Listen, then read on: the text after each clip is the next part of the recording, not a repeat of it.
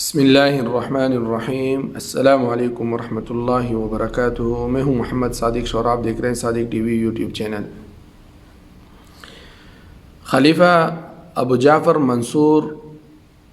کے بیٹے ابو عبداللہ محمد المہدی جو خلافت عباسیہ کے تیسرے خلیفہ بنے، یہ ایک بہت ہی عوام میں محبوب اور متقی اور بہت ہی ذہین خلیفہ گزرے ہیں۔ تقریباً خلافت عباسیہ میں جتنے بھی خلیفہ گزرے ہیں، دیندار، ذہین اور عوام اور لوگوں کا دکھ درد سمجھنے والے ہیں، جس میں اور بھی آئیں گے۔ خلیفہ مہدی کے دربار میں ایک شخص آیا اور اس کے ہاتھ میں جو ہے ایک جوتا تھا، جو ایک رومال میں، خوبصورت رومال میں لپٹا ہوا تھا۔ اب وہ دربار میں جب حاضر ہوا تو اس نے عرض کیا، یا امیر المؤمنین،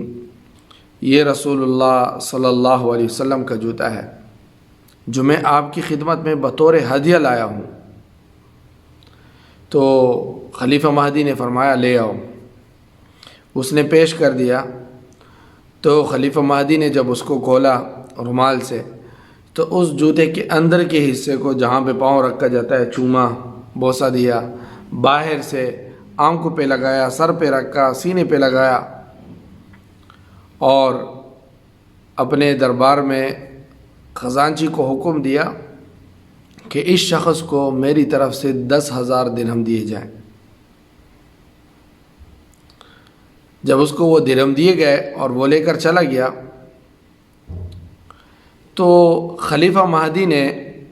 اپنے ہم نشینوں سے، اپنے دربار کے لوگوں سے، وزراء سے کہا کہ کیا تمہارا خیال ہے کہ میں یہ سمجھا نہیں ہوں؟ یعنی تم لوگ یہ سمجھ رہے ہو کہ ایک شخص دربار میں آیا، رومال میں لپٹا ہوا جوتا لے آیا، اور اس نے اس کی نسبت رسول اللہ صلی اللہ علیہ وسلم کی طرف کی، اور میں نے اس کو سچا جانا اور 10,000 درہم دے کے اس کو چلتا بنا دیا؟ کیا میں یہ سمجھا نہیں کہ رسول اللہ صلی اللہ علیہ وسلم نے اس کو دیکھا بھی نہیں، چہ جائے کہ آپ صلی اللہ علیہ وسلم نے اس کو پہنا ہو؟ اس جوتے کو آپ صلی اللہ علیہ وسلم نے دیکھا تک نہیں ہے، پہننا تو دور کی بات ہے۔ لیکن میرے اس طرز عمل سے یہ مصلحت تھی کہ اگر اس آنے والے شخص کو میں جھٹلا دیتا، اس کی تکذیب کرتا، جھٹلاتا، تو وہ چلا جاتا، لیکن لوگوں سے یہ کہتا پھرتا کہ خلیفہ جو آل رسول سے ہیں اور نبی کریم صلی اللہ علیہ وسلم کی چچزاد ہیں، میں نے امیر المؤمنین کی خدمت میں نبی کریم صلی اللہ علیہ وسلم کا جوتا پیش کیا، اور امیر المؤمنین نے مجھے وہاں سے جھٹلا کر وہ جوتا میرے اوپر ہی پھینک دیا۔ اور اس اطلاع کو رد کرنے والوں کی نسبت تصدیق کرنے والوں کی تعداد زیادہ ہوتی، یعنی یہ باہر جا کے کہتا کہ امیر المومنین کے سامنے میں نے نبی کریم صلی اللہ علیہ وسلم کا جوتا پیش کیا، انہوں نے مجھے جھٹلایا اور باہر پھینک دیا۔ اب لوگ اس کو جھٹلانے کے بجائے اس کو سچا مانتے ہیں کہ ہاں واقعی،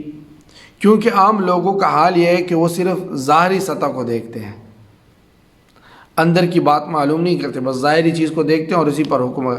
اور ہر کمزور کی حمایت پر کمر بستہ ہو جاتے ہیں۔ یہ عوام کی حالت ہے، ہم دیکھتے ہیں روزانہ کی خبروں میں اور ان چیزوں میں کہ ہر کمزور کی حمایت پر کمر بستہ ہو جاتے ہیں طاقتور کے مقابلے میں، چاہے وہ کمزور ظالم ہی کیوں نہ ہو اور طاقتور حق اور انصاف پر ہی کیوں نہ ہو۔ تو خلیفہ مہدی نے کہا کہ ہم نے اس کو 10,000 درہم دے کر در حقیقت اس کی زبان ہم نے خریدی ہے، اب یہ چپ رہے گا، جوتا ہمارے پاس آ گیا، لیکن یہ کہیں پہ ہماری بدنامی کا بھی سبب نہیں بنے گا، اور جس چیز کو یہ نبی کریم صلی اللہ علیہ وسلم کا جوتا کہہ رہا ہے وہ بھی ہمارے ہاتھ میں آ گئی، اور لوگوں کو یہ گمراہ بھی نہیں کر سکے گا۔